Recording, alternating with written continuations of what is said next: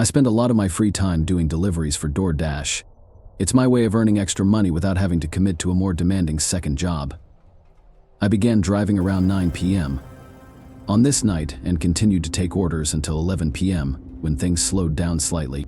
During this time, I simply drove around the shopping center, which housed the majority of the fast food restaurants that people frequently ordered from, until another order arrived.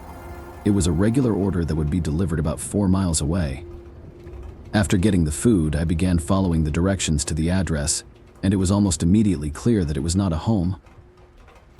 I scrolled in on the map, which only showed streets and buildings, and the address was assigned to a street with no buildings. It looked like an empty plot of land, but the DoorDash map was never very good, so I just started driving and decided to check it out and possibly call the customer if there was a problem. This street was bare, there were no houses or crossroads, and no cars were driving down it. When I reached the end, the road turned to gravel, and there was a small wooden sign on the side that was too weathered to read. I pulled onto the gravel and turned on my headlights, and I immediately noticed something far down the road. I drove closer, and my phone alerted me that I had arrived. In my headlights was a small mobile home or RV, with poorly painted numbers on the door. I turned back to my phone 2760. This was the address. I stepped out, holding the food in my hand as I approached the RV, and getting closer. It was slightly unsettling to look at. It was overgrown and old, which was unusual for a mobile home designed to be moved around. I gave it a knock and waited. This was a rare cash order, which made sense once I saw the location, but having this stand here did not make me happy. As I looked around, an unsettling feeling came over me. This location was surrounded by woods with no lights anywhere. Beyond the RV, there was complete darkness. I heard something from inside and was expecting them to open the door, but then a voice to my right startled me. I looked over and saw a man smiling at me from the corner of the RV. He asked if I had his order, and I nodded, apologized, and walked it over to him. I handed it off and calculated the total. The man reached into his pocket and pulled out a $5.00 bill before smiling again and saying he only needed to grab the rest. He turned and walked back around the RV while I remained where I was. This entire interaction in writing no longer appears as strange as it once did, but I can tell you there was something seriously wrong with this guy. There was something about the way he acted and said things that gave me chills. I waited for about a minute before becoming nervous and looking around the corner to see where he had gone. In the distance, I saw a figure standing near what appeared to be the dark outline of a shed. They weren't walking. They just stood there. As the fear grew inside me, my head jolted around when I heard the RV door open. A different man looked at me, and as I began to greet him, he slammed the door shut. My heart rate is now increasing. I looked back at the man standing by the shed. He was walking back toward the RV, but he was holding something else. I couldn't tell whether it was a long bat or a rifle. I dashed back to the car, getting in and starting it with shaky hands while shifting into reverse. As I drove away, the man emerged from the side of the mobile home and stood calmly in the darkness. I'm not sure what happened there, but I wasn't interested in finding out.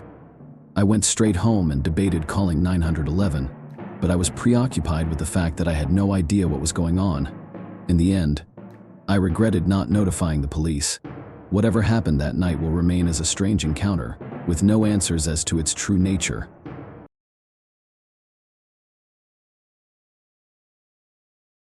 This happened a few weeks ago, and I work at a 24-hour drive-through restaurant. I'm a crew manager, but I mostly just cook and take orders like everyone else. We always have at least 2 people working overnight. One is a manager, and the other is usually a cook. On this particular night, the cook called in sick, and when I asked the others if they could cover his shift, none of them said they could. So by 12 a.m., I was the only worker there. Now, the restaurant usually doesn't get busy overnight, and more employees arrive at 4 a.m., so it wasn't an entire shift alone. But it did mean that I had to do everything myself for 4 hours. I left my headset on in case someone came through the drive-through and began working on the tasks I had for the night. I began by scraping and cleaning the stovetops, but was interrupted a few minutes later by a banging sound from the front of the restaurant. I walked down and looked over the counter to see a man standing at the front door, banging on it. Then he pressed his face against the glass and looked inside, scanning the entire room before his gaze settled on me. I walked over to the door as he stared at me, and when I got close, he backed up and waited, as if he expected me to open it. "Don't." I yelled through the glass that our dine-in area was closed and that he needed to use the drive-thru to place an order. He seemed perplexed, so I yelled again that the doors were locked and he needed to use the drive-thru. He made no response at the time, leaving me to wonder whether he understood what I was saying. So I turned around and walked back into the kitchen. I figured he'd pick up on the fact that the doors weren't opening eventually. I continued working on the stove tops for at least 15 to 20 minutes.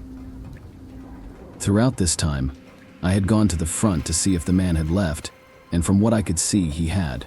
The entire parking lot was empty, and the man was not at the door, but I received an alert from my headset a few minutes after finishing with the stoves that someone was in the drive-thru. I turned on my microphone and asked for their order while walking to the window, but no one responded. When I got to the window, I noticed on the camera that there was no car outside. I looked around the screen and saw no movement either, so I ignored it and began walking back. But as I approached the back room, I came to a stop because I thought I heard something. I stood still and listened as footsteps walked slowly above me on the roof of the building. They were careful steps, with only the roof creaking, but I had no doubt that someone was up there. I followed the sound of their footsteps, staring down the ceiling until I saw the ladder leading to the maintenance hatch, at which point I realized what they were doing. I dashed over to the ladder and began looking for some sort of lock to prevent the hatch from opening, but I'd never used it before, so I had no idea how it worked or whether it even locked. Then I heard a loud creak from the ceiling directly above me, followed by a few thuds from outside of the hatch. A moment has passed. The hatch creaked open slightly, and all I saw through the small gap was a pair of eyes staring back at me. I dashed towards the front of the building, hearing loud thuds from where the hatch was. I quickly unlocked the door and dashed toward my car. As I sat inside the restaurant, frantically looking through the windows, I called the police. While on the phone, I noticed a shadow move past the front counter. Then a man appeared, standing in the far back of the restaurant but looking my way. After a moment, he turned and vanished behind the kitchen, leaving me in a panic until the cops arrived.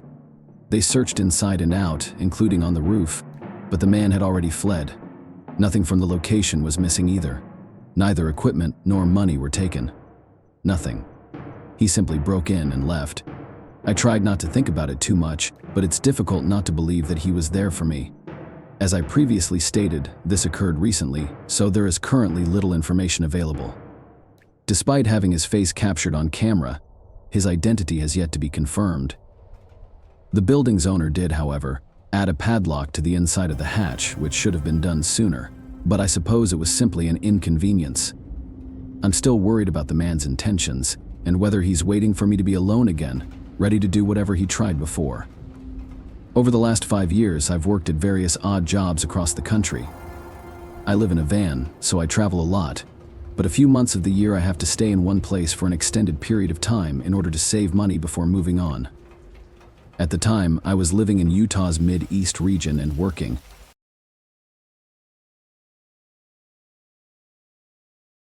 at the gas station. It was situated on a road that was primarily used by locals to travel in and out of state without having to deal with highway congestion. There was nothing else along this route. It was just a road with a single gas station for the occasional driver to stop at. That's why it was ideal for me the location didn't matter. Because I lived in a van, I could easily stay out there for extended periods of time while working. Anyway, I'd been there for a little more than a month and I was still working random shifts. Today I worked from 10 p.m. until 6 a.m. It wasn't a particularly special night. There were no customers aside from a few pump stops, and there wasn't much to do in terms of stocking or anything else. I was mostly standing around on my phone or pacing around the store, making sure the shelves looked good. Then, at 1 a.m., a customer drove into the station and parked in one of the few spaces directly in front of the door. I returned to the counter, knowing they were on their way in. A man got out and entered the shop, looking over and smiling at me before nodding as he turned down one of the aisles. He began whistling as he examined a few items, picking them up and returning them before moving down the aisle and repeating the process. I wasn't sure if he was just taking a break from driving or if he needed something, but the items he was picking up and looking at were all different. and he didn't appear to be interested in purchasing them. Then he abruptly stopped whistling, walked over to the door, and departed. I didn't think he stole anything, but it seemed strange. He got into his car and began moving around, reaching into the back seat before exiting and returning to the shop. After realizing I wasn't feeling very comfortable, this seemed almost exactly how I imagined an armed robbery would begin, but the aggression I expected when he returned didn't materialize. He approached the counter and inquired about how my night had begun, a quick exchange of small talk. I tried to act normally, just in case I was overthinking things, but then he asked if I could help. He has his car. He stated that his tires needed air and that he did not see any pumps outside. There were no self-service air pumps available at this station. However, we did have a handheld air compressor for emergency situations. I pulled it out and followed him to his car. He pointed down to the tire that needed it, and I dove in, inserting the compressor line. I walked in for less than 10 seconds before the pressure was detected to be at the appropriate level. I looked over and saw the man looking down at me with no expression. I took everything out, stood up, and began walking back to the shop. When he stopped me by rushing in front of the door, his right hand was deep inside his jacket pocket, and he stared at me with a cold expression. I told him to move, but he remained in front of the door, indicating that he was about to do something. I took a step back, trying to say something to defuse the situation, but just as I thought he was about to snap, he ran around me and got into his car, pulling out aggressively and speeding away.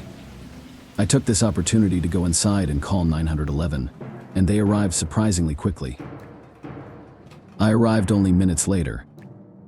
They were already on the chase, looking for the exact vehicle the man drove. The officer stated that the man was on the run from a recent crime near the border. They didn't give me any details, but the way they said it made me believe it wasn't a minor robbery. They resumed their journey after my brief statement, and I received no further updates.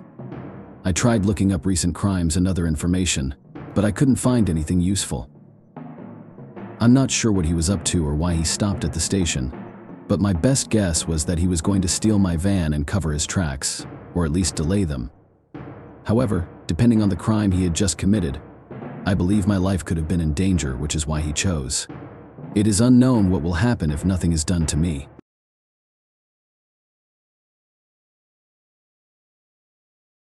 I work at a Montessori school, which has small classrooms of 3 to 4 children each. The classrooms are on the lower level of a church, and my responsibility is to clean them.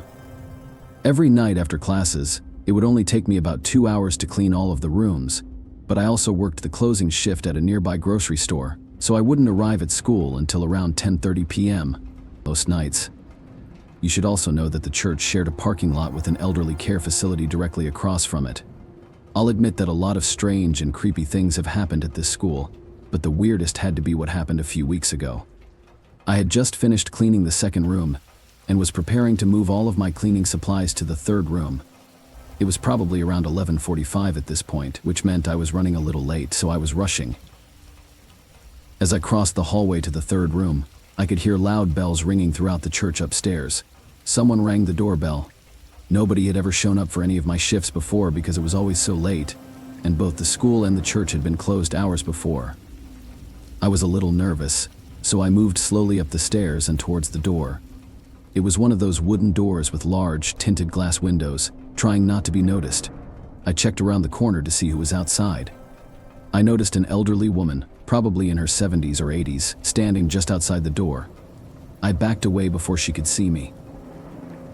I decided to ignore it, assuming she had wandered off and that one of the attendants at the old people's home would pick her up. I started cleaning again, this time mopping the room's floors. But only a few minutes later I heard banging in the halls. I jumped a little then. Then I stopped listening. The banging paused for a few seconds, followed by the old lady yelling from outside. It was difficult to understand what she was saying, so I went back upstairs where I could clearly hear what she was asking for. She was looking for someone named Abby. She kept repeating her name. As I approached the door, the woman paused. I looked around the corner, and she was no longer outside the door. It was a little unsettling, but I reminded myself that someone had probably come to get her after hearing her yell.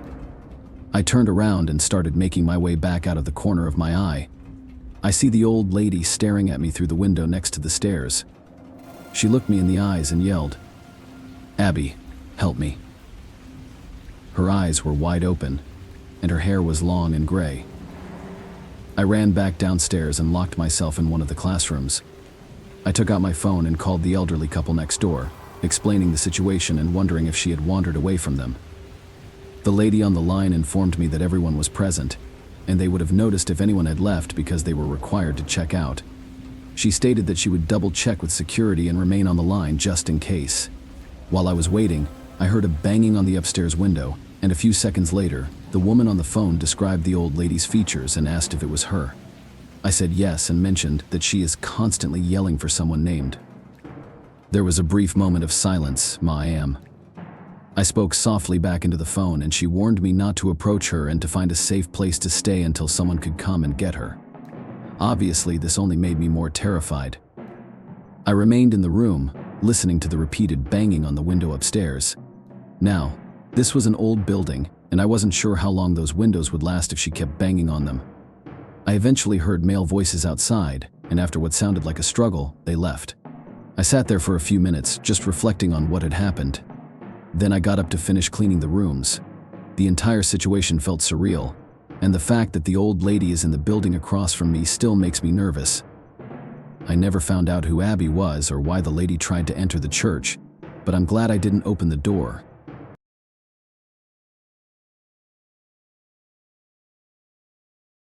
I used to work the register at a local gas station, but I left after a series of strange events occurred while I was working overnight. But this one incident will stay with me forever. I only worked the night shift a few days per week, usually Friday and Saturday. My shifts were usually boring, and it was a game of trying to stay awake. The only thing I had to do was stock the shelves and occasionally assist customers. On road trips, I would encounter a large number of drunk people or families, as well as entire groups of friends. But for the most part, things were quiet. On this particular night, it was around 2 a.m. and I hadn't had a customer in over an hour, so I was beginning to doze off. The desk was around the corner from the entrance, and there was a bell on the door that rang whenever someone walked in, so usually falling asleep was not a big deal. I awoke after hearing the bell ring, and a few seconds later, I noticed a customer walk in. He resembled a typical 30-year-old man who would stop in for a beer or a snack. He took a short walk down each aisle, taking in everything. Now, I've worked in retail for a long time and know what it's like when someone is looking for something specific, but this man had no idea. He was simply looking at the shelves and browsing the store. This is normal during the day, but people rarely come in at 2 a.m. to browse the gas station shelves. I looked out the window to my left to see if he was filling up his car or simply passing the time. After a few minutes, he looked over at me, said thank you, and walked out. I wasn't sure what to make of that, but I assumed he stole something small and was just being himself. After a few minutes, I forgot about the situation and began to feel tired again. To pass the time, I grabbed my inventory card and began stocking the shelves. I'm not sure how long I was stocking, maybe 20 minutes before I noticed a man approaching the end of the aisle I was stocking. I was startled because I had never heard the doorbell ring before. He was dressed in dark clothing and a large hoodie. I could tell right away that something was off. The man continued down to the back of the store, and I quickly returned to behind the counter. I tried not to stare, but as he walked down the aisles, he didn't seem to be looking for anything. He was simply browsing. It occurred to me right away that this was the same guy from a short time ago, but he had changed clothes for some reason. I also realized that he probably came to check out the place before doing whatever he planned to do. I started panicking in my head. The man began to walk down the aisle closest to the counter, and I noticed something heavy in his front hoodie pocket. I made a split-second decision to speak in order to prevent further escalation. "Do you need help finding something?" He made eye contact with me, and I could tell he understood what I was trying to do. He approached the counter without saying a word. He reached into his pocket and pulled out a small handgun. Then he took a small pack of gum from beside the counter and put it in front of me. He simply stated. I didn't react for a few seconds, confused and shocked by what was happening, before nervously scanning the gum. Still holding the gun, he removed $1 from his jean pocket, threw it on the counter, thanked, and walked away. I was in complete shock, trying to process what had just happened. I ended up reporting the incident to the police and calling my manager, who did not answer. There were no updates on the situation, but it kept me on edge for the final few months I worked there. I'm still not sure what happened that night or what the man's intentions were, but I'm glad I didn't find out.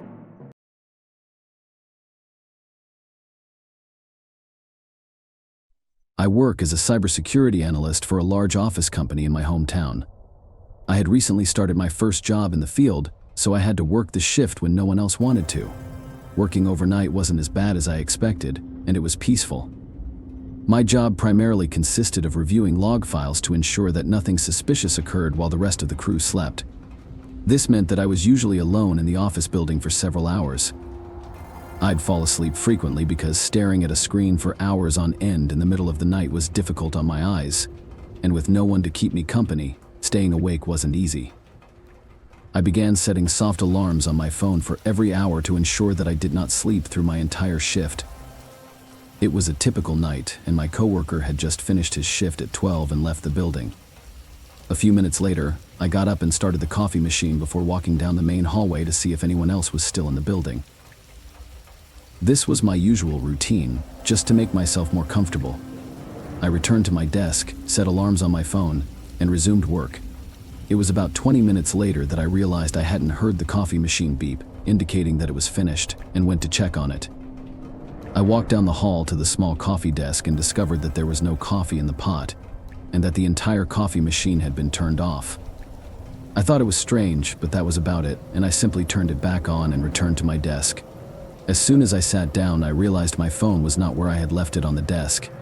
I checked my pockets and dashed back to the coffee desk, but it was also missing. I replayed it in my head and knew for certain that I had placed it right on my desk, next to my keyboard. I started to freak out and looked around frantically. My desk was set up in the center of a large room with other desks and computers.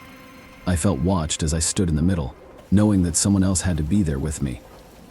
Nervously, I called out to my friend in a shaky voice, hoping it was just him playing a silly prank on me. I waited a few seconds, but there was no response. I stood by my desk for a few seconds before hearing a soft shuffling from behind the desk in the far corner. Almost immediately after my phone alarm went off in the opposite corner of the room, my first thought was that there were probably two unknown strangers in the room with me. I started running for the door outside the building. I didn't hear any footsteps behind me as I walked out, but I wasn't taking any chances. I dashed across the street to a nearby gas station and called 911 from their phone to report the unknown people in our office building. The police arrived quicker than I expected and searched the building. They brought out a man after a few minutes, but I didn't recognize him. They also found my phone behind some boxes in the corner of the office. He was also found carrying a small knife in his pocket. The next day, we learned a lot more about what really happened. Apparently, the man was an old employee who had been fired shortly before I began working there.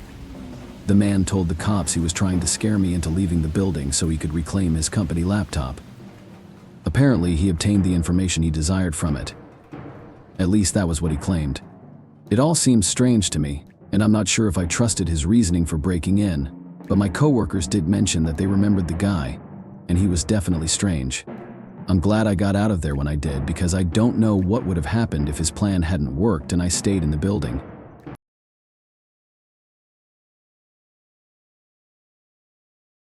Toward the end of my high school career, I delivered for a well-known fast food restaurant in my town. My friends all had jobs there, but they purposefully scheduled us on different shifts to keep us from slacking off. It ruined the fun, but the money was still nice to have. Usually I don't have any interesting stories about my workdays, but this one night was an exception. It was the weekend, and I was scheduled to work until 10 o'clock.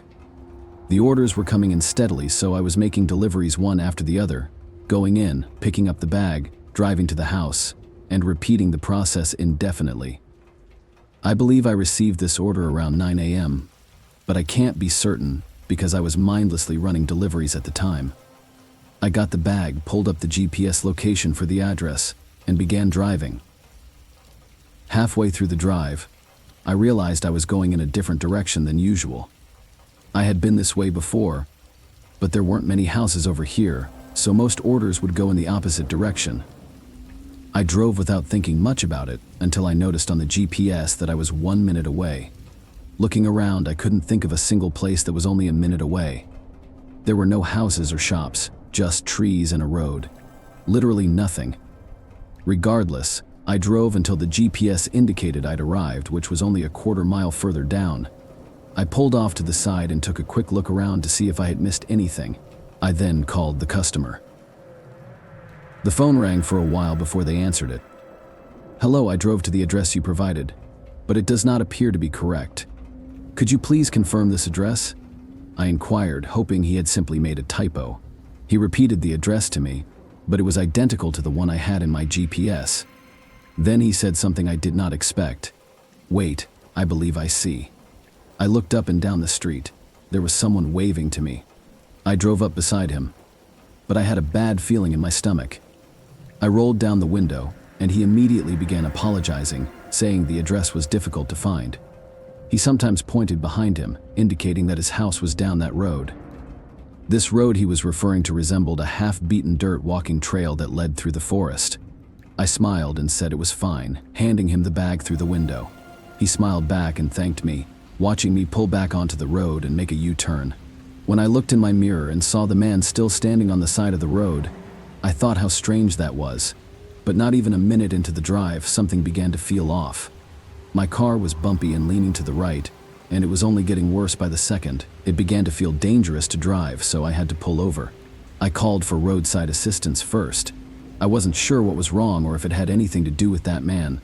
But, as I previously stated, I had a bad gut feeling and wasn't taking any chances. After I got off the phone with them, I got out and checked my tires. My front right tire was busted, and it was the one closest to where the man stood, so I quickly added 2 and 2 together. I looked back down the road, and in the distance I saw a figure approaching me. I quickly got into my car and locked the doors. He approached slowly, probably aware of the exact situation I was in. As the man approached, I considered whether I should risk driving on my busted tire. But, miraculously, a truck came down the road and stopped behind me. They got out and asked if I was okay. I noticed the man walking quickly back the way he came. I took this opportunity to inform the man in the truck of my suspicions, and he remained with me until the roadside assistance truck arrived, which was only a minute later. I called the cops, and I wasn't surprised to learn that the man ordered from a fake name and address. I'm not sure what he was trying to accomplish, but he had me drive all the way out on an empty road. Hidden by the forest, I suspect it was more than a robbery.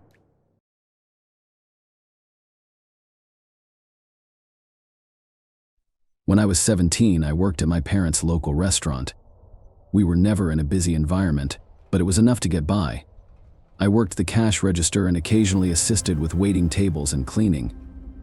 My parents were nice enough to give me flexible hours whenever I needed them for school or whatever. Over the summer, however, I would work full 40-hour weeks, usually from the afternoon until closing.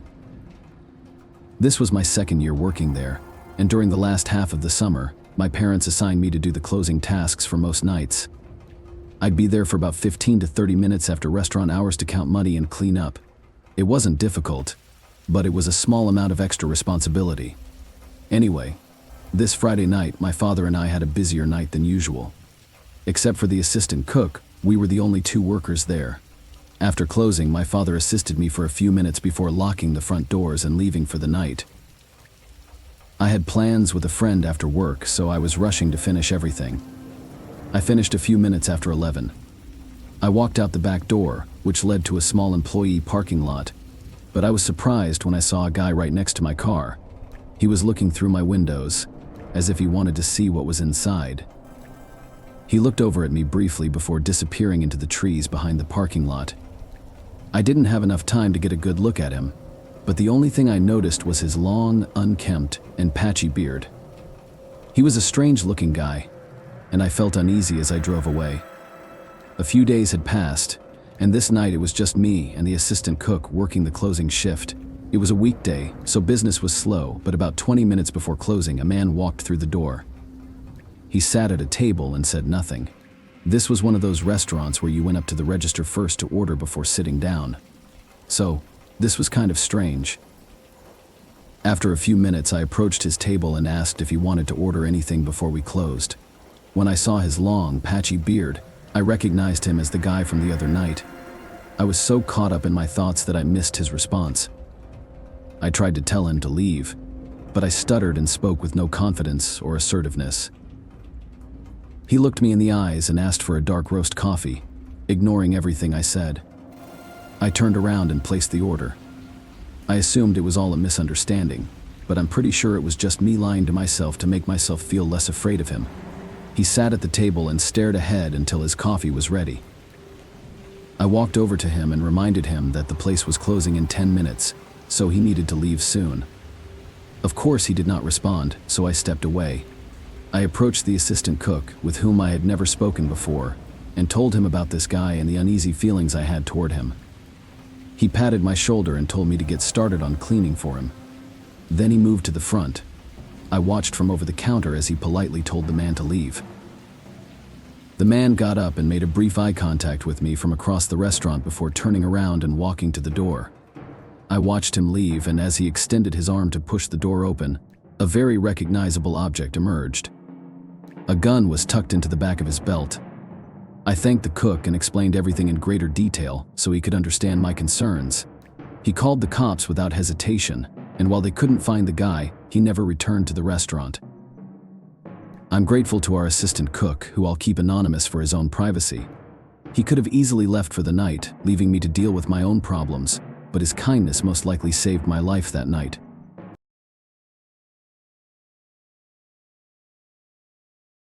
Last year, I began a new job at a grocery store doing overnight stocking. This was a local chain store with about a dozen locations, but the stores weren't particularly large. Most nights, we'd have a team of 2 or 3 stockers preparing the store for the following day. I'd worked at a few stores prior to this, so I wasn't unfamiliar with the overnight stocking gig. On this particular night, I arrived at work at 10 p.m., only to discover that one of the guys had called off. So it would just be me and my manager, Yuri, for the night. Yuri was cool, but he didn't say much, which made for a boring shift. But then, an hour later, I was working in the chip aisle when Yuri suddenly appeared in front of me, looking concerned. "Is everything okay?" I asked, pulling out my earbuds. He was breathing heavily and asked if I saw anyone in the store. I declined, and he explained that he thought he saw someone walk past his aisle a minute ago, but when he went to check, there was no one there. I could tell he was nervous, but he tried to dismiss it and returned to work. After he left, I reflected on how that was the most I'd ever talked to him, which made me wonder if he saw something. I paid more attention, but the next 3 hours were uneventful, and everything faded from my mind. We stocked separate aisles and never saw each other.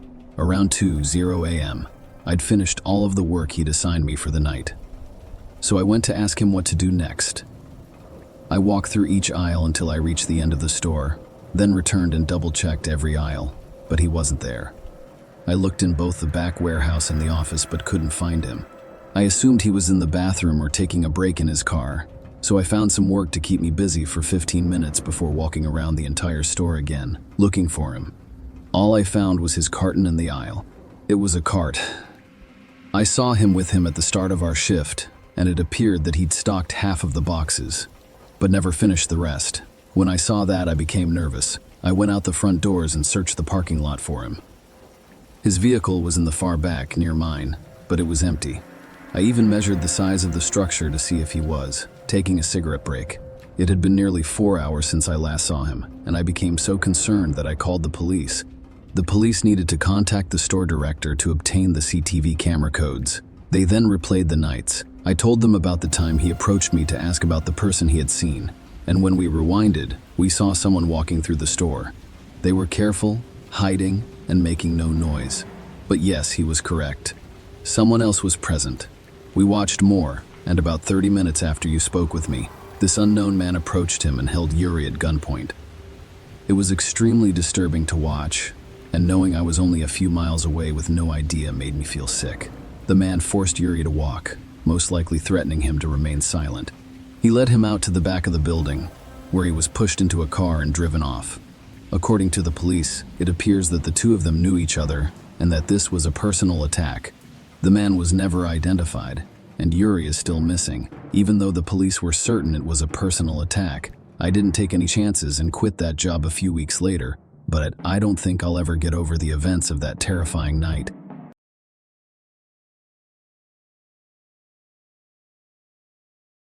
In my 20s, I got a job as a storage worker at a local warehouse. It was located on the side of a highway near the town's end. To nothing, we always joked about the location and why the company's owners decided to build such a large warehouse in a remote, empty area of town, away from everything. It was probably just cheap land with easy access from the highway, but it always felt strange to be pulled into a large empty parking lot in the middle of nowhere each night. I always worked overnight shifts with one of my coworkers while remaining anonymous and calling him Tyler. Our job was to disassemble and organize the day's shipments before transporting them to their designated storage areas in the warehouse. After a few weeks, it becomes extremely repetitive. Most nights I do easy work while still half asleep. Tyler and I were the only two overnight workers, so we would spend some days working alone. This occurred during Tyler's vacation week, so I was alone at the warehouse from 11 p.m. to 5 a.m. every night. It was Wednesday night, and something strange happened right away. When I arrived, a car was parked in the far corner of this large, empty parking lot. Its lights were turned off, and no one appeared to be around it. But being all the way out here on private property was very suspicious. I parked near the entrance door and went inside before calling the cops to come down and have a look. I assumed it was just some teenagers or a broken down car from the highway, but it was on private property and parked in the far corner, which gave me a strange feeling. 20 minutes later, cops arrived at the front door and informed me that the car was empty, with no sign of anyone. They were pretty sure it was broken down too, so we called a tow truck to come down and take it away. And then I went back to work. I moved several shipments, which probably took me about an hour, before being interrupted by a loud bang at the entrance to the building. I quickly walked down, turned on the front lights, and then approached the door. A man stood behind the glass, staring at me with his fist on the door, and he appeared very tired and exhausted. I moved closer and spoke through the glass. "Are you okay? What are you doing here? This is private property." The man stared at me with disgust. "Where is my car?" he yelled, pounding on the door. I tried to explain, but he kept interrupting me and becoming increasingly aggressive, screaming at me to let him inside the building. I threatened to call the cops on him, which finally got him to quiet down. He backed up and gave me another crazy look before walking away. As I returned to work, I couldn't stop thinking about where that man might have been. All this time, I assumed he went to a gas station to get a canister for his car, but he couldn't have walked all the way there and back, and if he had gotten a ride, he would have arrived back before the car was towed. I couldn't think of where the man could have been. That would only make sense after a few minutes of working again. Another bang echoed from the front door. I was frustrated and scared, but when I looked through the glass, I didn't expect to see the same cops who had been here before. They stated that they received a call from the tow company regarding some concerning items on the outside of the trunk that I assume no one noticed beforehand. They questioned me about everything I saw, and I told them about the man who had stopped by looking for his car. They left soon after, and I didn't get any real updates until later in the week, when the cops returned with search dogs to search the forest surrounding the warehouse. They said they found dried blood on the back of the bumper, and when they got a warrant to search it, they discovered even more blood inside the trunk. They believe the man may have come out to bury a body in the forest near the warehouse, but they have never discovered any significant evidence. However, the man never returned to claim his car from the tow company, and he never appeared again. He just vanished. It's terrifying to realize how close I was to a possible murderer. And for the last couple of years working at the warehouse, I'd get extremely creeped out when working nights alone. I knew it wasn't likely, but the possibility of the man returning and attempting to make me pay for what I had done lingered in my mind.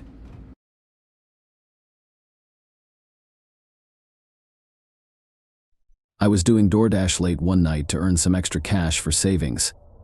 It wasn't too busy, but I was getting a few orders here and there, which made it worthwhile. A little after 1 a.m., an order arrived for a customer 30 minutes away. It was a long drive, but the compensation was sufficient for me to accept it. I drove to the restaurant, a local Korean establishment that appeared to be expensive, and then began my journey home. By the end of the route, it was taking me through a bad part of town. I'd been here before and had no problems, but as I drove through and saw all the dilapidated houses, I became uncomfortable. When I arrived at the address, I parked along the side of the road. The house was very small and old, with a cracked and destroyed driveway. I got out of my car and started walking up to the porch, carrying the bag. My phone rang just as I was about to set the bag down. I said hello but received no response, so I hung up and quickly completed the delivery before hurrying back to my car. As I started my car and buckled up, I heard the front door of the house swing open. I looked over and saw a woman waving her arms in the air and running toward my car, screaming for me to wait. It was extremely bizarre. I was too frozen to respond. She dashed up to my window and banged on it, pleading with me to help her. I still had no idea what was going on, so I opened the window slightly and asked what she needed. She told me that her 3-year-old daughter was inside, struggling to breathe, and that I needed to help her. The woman began walking back up the driveway, pleading with me to come help her. Still in shock, I got out of my car and began to follow her, but as I did so, I noticed her becoming quieter and less panicked. I began to think more clearly now that the situation was less chaotic and unexpected, realizing how unusual this was. "Have you called 911 yet?" I inquired, stopping in the driveway. When she turned around, her tears and panic seemed to have disappeared. She stated that there was no time and resumed her obvious panic. It seemed more like a performance than genuine distress. I dashed back to my car as she screamed, even running down the driveway to try to open the passenger door. I restarted the car and reversed as she attempted to run in front of it to get to my side. Once I was clear, I put it in drive and drove around her. And the second I passed the house again, I noticed a large figure standing in the upstairs window, watching everything. As soon as I left the neighborhood, I called 911 and reported the address and situation. When I received a call back from the police, they informed me that the woman had a different story, claiming she had only come out to give me a cash tip. They also mentioned that she lived alone, with no record of any children or adults living with her. This only added to my horror at the situation, but after speaking with the officer again, it became clear that nothing could be done. There was no evidence to support either of our claims, and attempting to press charges would be pointless. Furthermore, the officer appeared tired and uninterested in dealing with anything, but I knew he was correct about my inability to do much, so it was left at that. In my gut, I knew she was trying to get me inside the house for sinister reasons, especially since she didn't have any children. What is the scariest part? After knowing everything, it was strange to see that person inside the house watching us and waiting for me to enter.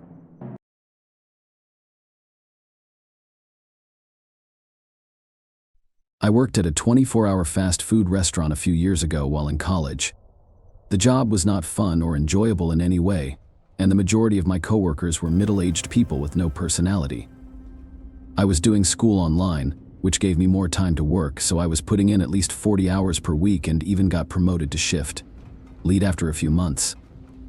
When I accepted the promotion, I had no idea that I was signing up to become a full-time employee, which meant that they could force me to work any shift, even if I was only a week in. They put me up overnight, and I couldn't argue. Overnights were a pain because I was always the only one there.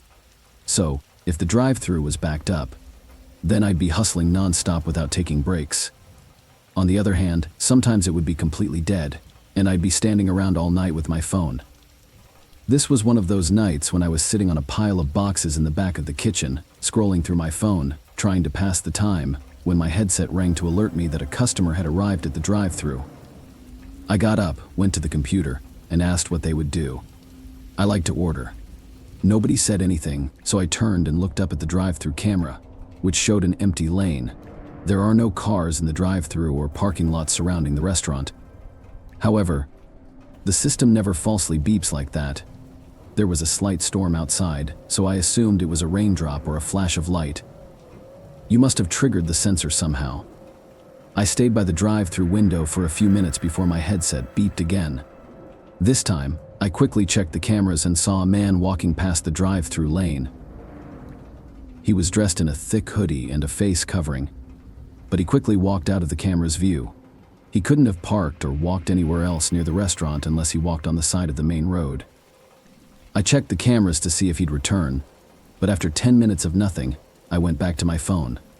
I waited 15 minutes before getting another beat, and when I checked the cameras, I saw the same man, but this time he was standing in the drive-thru. "Lane, can I assist you, sir?" After a moment, he began to recite an order for a small meal. I was not supposed to serve people in the drive-thru unless they were in a vehicle, so I told him I couldn't take his order. He stood there, letting the rain soak him while staring at the screen and not speaking. I considered telling him to leave, but I didn't want to escalate the situation if it wasn't necessary, so I waited. After a minute, he began walking down the drive-thru lane toward the restaurant's window. I rushed over and closed the window, and the man appeared outside in an instant. He was still wearing his hood and mask, but he appeared to be in his late 40s, with long black hair and dead eyes. He watched me through the window and stood outside, as if waiting for me to speak to him. Something about his expression terrified me and prevented me from speaking.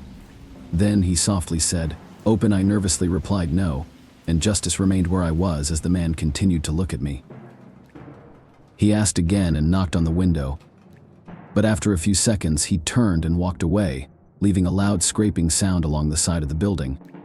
I checked the cameras to make sure he left, and thankfully he did not return.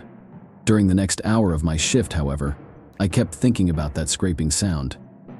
I decided to take the trash to the dumpster and have a quick look. A long scratch on the side of the wall, under the drive-thru window, appeared to be caused by dragging a knife along the building. I called the cops, but the man couldn't be identified from the grainy camera footage, which was masked by the heavy rain and fog. The man never showed up, and I'll never know what he planned to do that night. But given that he was holding a knife, I assumed that if I had followed his orders and opened that window, it would have been the last thing I ever did.